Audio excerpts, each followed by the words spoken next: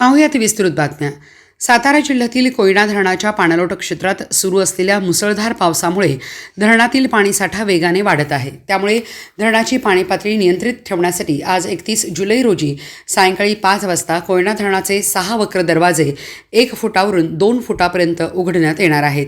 या निर्णयानंतर धरणाच्या सांडव्यातून 10,630 क्युसेक तर पायथा विद्युतगृहातून 1,050 क्युसेक असा मिळून 11,680 क्युसेक पाण्याचा विसर्ग कोयना नदीपात्रात सुरू होणार आहे। दरम्यान पावसाचा जोर कायम राहिल्यास धरणातून होणारा विसर्ग आणखी वाढवला जाऊ शकतो असा इशारा कोयना सिंचन विभागाने दिला आहे।